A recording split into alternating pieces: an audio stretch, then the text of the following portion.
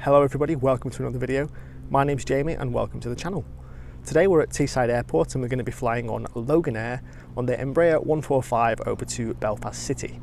It's an aircraft that I've only flown once before, that was back in the BMI days. I think I've bagged the seat right at the back where the engine is, which obviously is the place to be on these aircraft. It's my first time on Loganair and it's my first time at Teesside Airport too. Teesside Airport is situated in Darlington and serves the Tees Valley area of the northeast of England, with Middlesbrough being the closest big city. We'll kick off today's video then at this small viewing area, just next to the drop-off car park. It's a small area with a few benches where I set up to do some work as I was early this morning. It's got some good views of the airfield. Popping around the corner then, and let's head inside the terminal. The first stop is this rather jazzy hand sanitizer point opposite the post box, and there were a few of these dotted around the terminal. I couldn't find a map of the airport online, so I pulled this one together to give you an idea of the layout. As we enter from the bottom of the map, we're straight into the check-in area with desks either side of the central seating section. May have put a little too much hand sanitizer on. Now the whole terminal here has had a full recent £3 million refurbishment, only reopening earlier in 2021. Let's head towards the screens and see where we'll be checking in today. Yeah, I've got the Belfast. Just Loganair exit. Cheers. Thank you.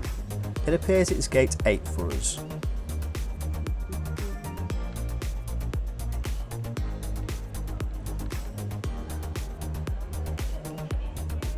Hiya. Belfast. Yeah. Check-in was super quick and super friendly.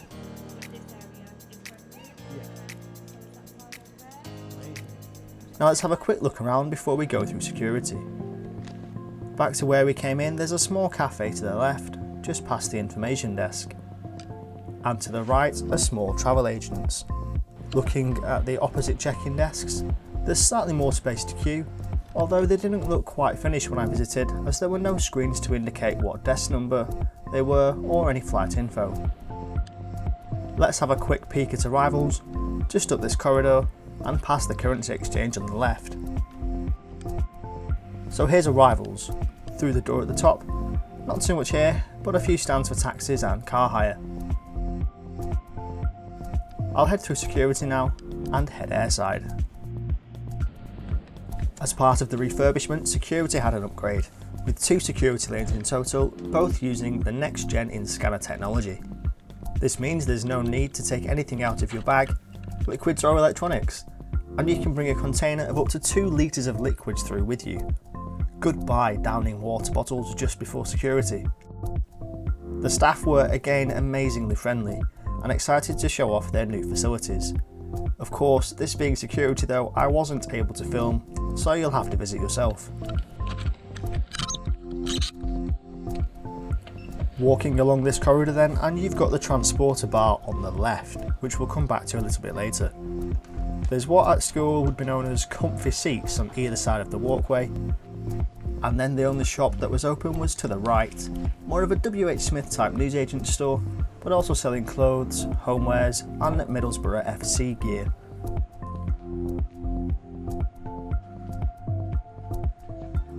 Next up you have the Goose Pool Bar, plenty of seating in here, and I imagine it will get quite busy with some of the Ryanair Buckets and Spade flights. It does remind me somewhat though of a Labour Liberal Conservative type club, and there's not much to it and it does feel a little bit done on the cheap. It's quite a plain box with a bar and some tables. Let's keep on our loop then, and passing gate 5, up here you'll find the lounge at Teesside, along with gates 3 and 4.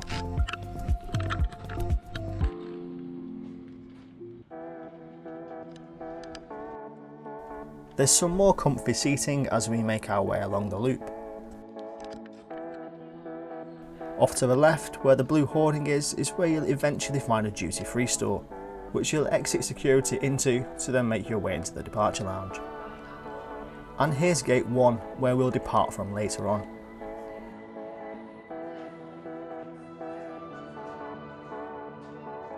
The transporter has a simple but perfectly adequate menu, and I could eat pretty much anything that's on there.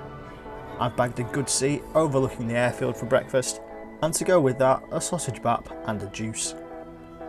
The seating here is pretty good, and there's UK and USB sockets available to charge all of my batteries.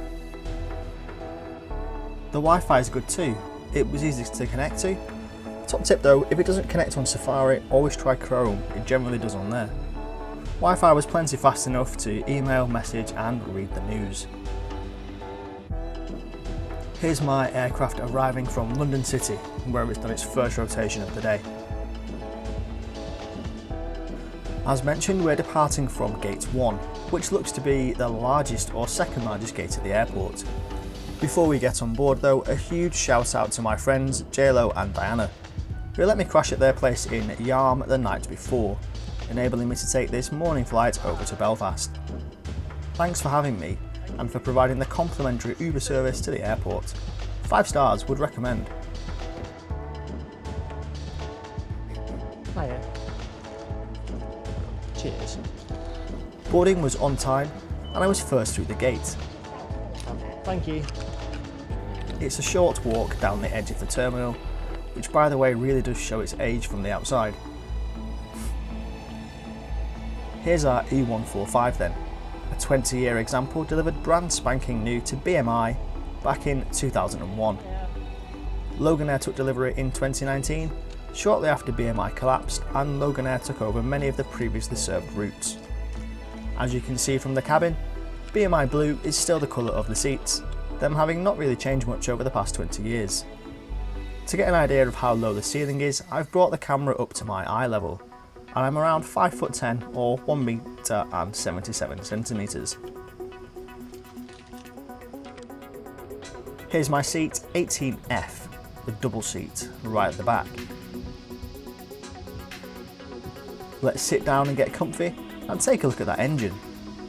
Having a look around the cabin and you'll see there's a slight step up to the seats from the aisle, giving you an extra inch or so of headroom. The seats had more than enough room for my legs and there's a nice sturdy tray table and seat pocket. One slight problem for me though was the way that the wall comes in from the sides, reducing the footroom on the window seat. As you can see, there's only really space for one of your feet, and my bag under the seat with a seatmate would be quite tight. The centre armrest folds up, although not all the way back, as is fairly normal. And as is fairly normal on the outer armrests, they remain locked in place. Does anyone know why that is though? Answers down in the comments if you do. The seats also offer a small recline, which seems pretty unnecessary on short flights. But the big blue headrests are fairly comfortable, so I could quite easily drift off for a nap if I needed to. As you've noticed, the aircraft is in a 1-2 layout. Up top you've got these retro controls, lights, air vents, the usual. And on the way back down there's a coat hook at each seat, which I always find pretty handy. And then to the side this lovely big square window which comes with a standard blind. I'm pretty happy with my seat right next to the toilet.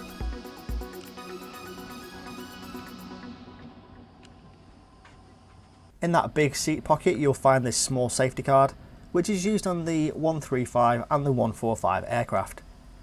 We're going to push and start now, and I'll leave the sound on because, trust me, you really want to hear it.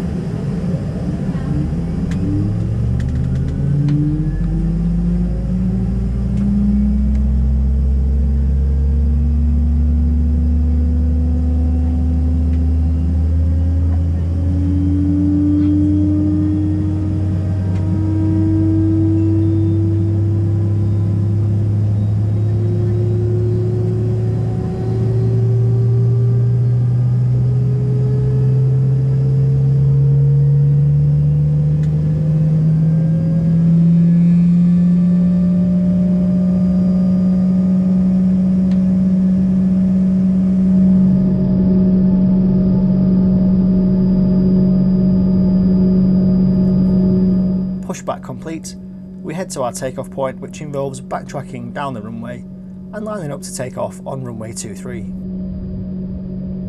Before we take off, a friendly reminder to subscribe if you're enjoying watching this video. There's plenty more flights to come this year, including a really disappointing Aer Lingus experience, We've got EasyJet into Newquay, Loganair on their Saab, which is one you won't want to miss, and plenty more. Give the video a like too, it really does help other people like you find this video on YouTube.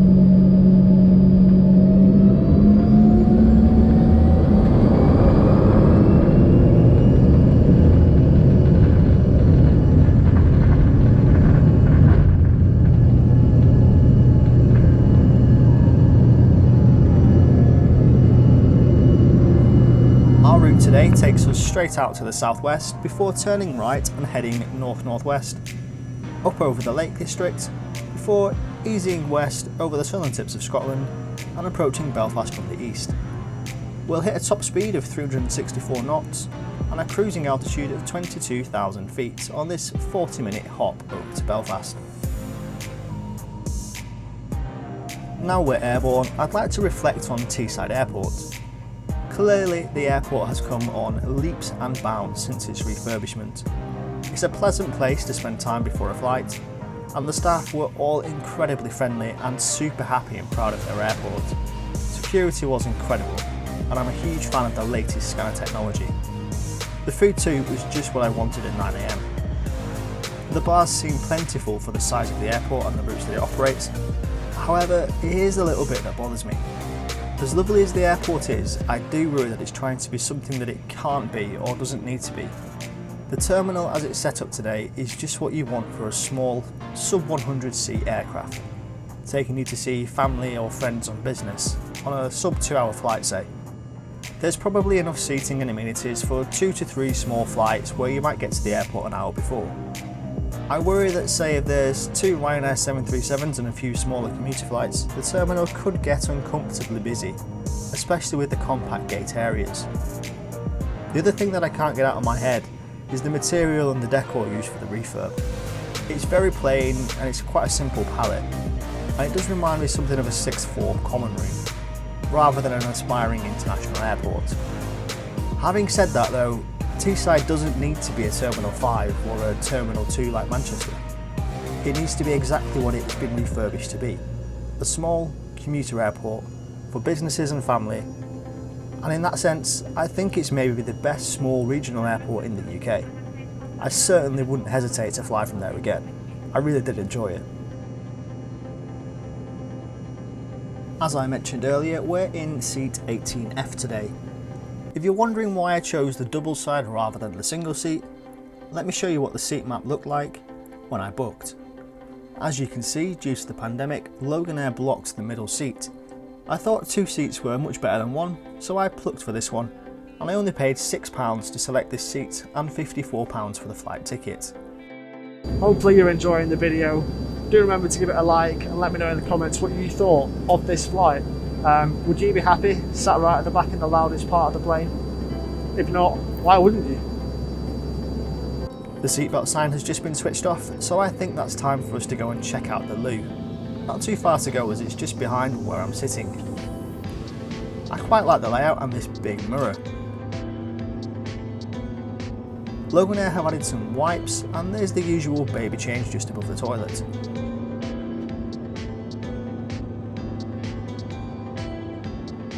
Sanitizer was provided and the water was nice and warm, if a little tricky to get flowing.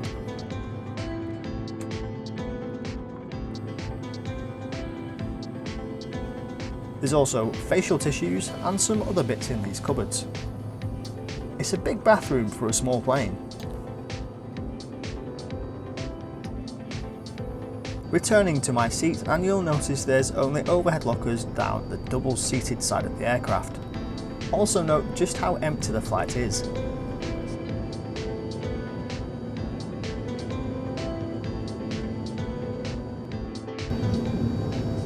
So we're about 20 minutes into the flight now. We're about to start our descent into Belfast City.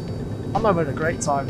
I think if you put any av geek at the back of one of these jets with 2 jet engines strapped to the side of your head, you'll be having a pretty decent time.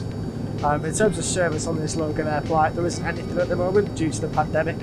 I still find that a little bit of an odd thing. Same with my Aer Lingus flight a couple of days ago, no service whatsoever. I think it is fair to protect the staff but I think at this stage now we've got to start moving on and getting back to a regular style of service. Hopefully that'll come back soon. What else can I really say? Well, there we go. So that is now starting the descent. You can hear the engines throttling back. That's it, down towards ground we go.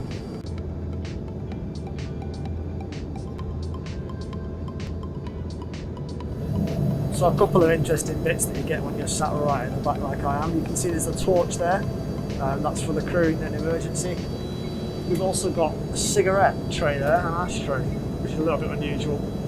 Over here you've got the phone. I think that's for maybe when the crew have to sit in the back, I'm not quite sure, and in case there's an emergency, that's how they can talk to the crew at the front or in the flight deck. And then of course you've got the lavatory right at the back as well.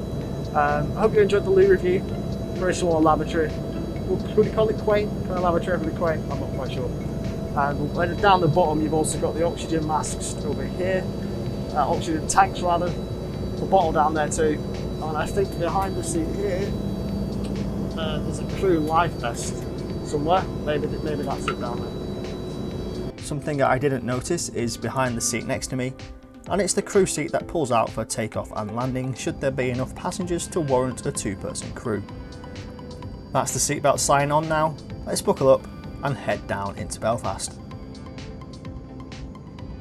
Something I thought worth mentioning was how irritating this armrest is.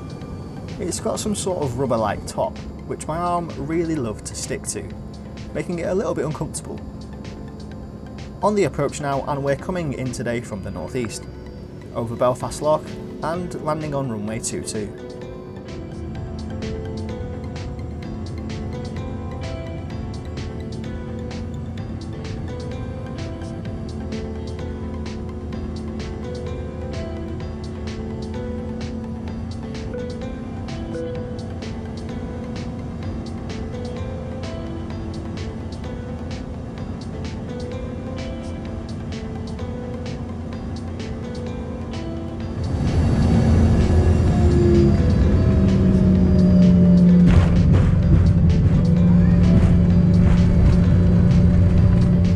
Something I didn't know is that these aircraft have no reverse thrust, so there's no great noise when slowing down.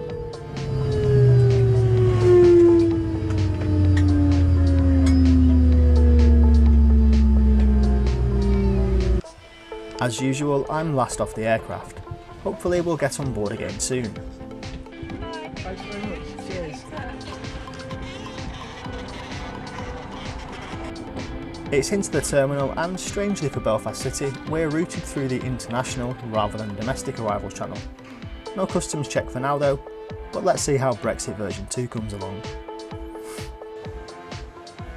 Thankfully, no long wait for my bag. In fact, it was already on the belt when I arrived. Speedy. Let's head outside now, and I'll sum up today's experience.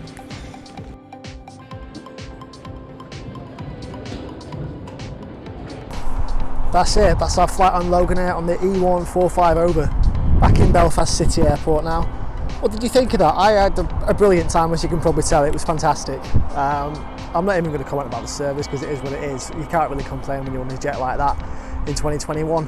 I think the jet was about 21 years old, so still going strong. Hopefully we'll get to fly it a couple more times between now and its retirement. That's it for this one though. Do let me know what you thought down in the comments. Give it a like if you enjoyed it, and if you didn't, again, let me know why. There's plenty more to come. There's loads more flights that I've got planned this summer, so please do subscribe if you haven't so already. That's it for this one. Thank you. See you next time.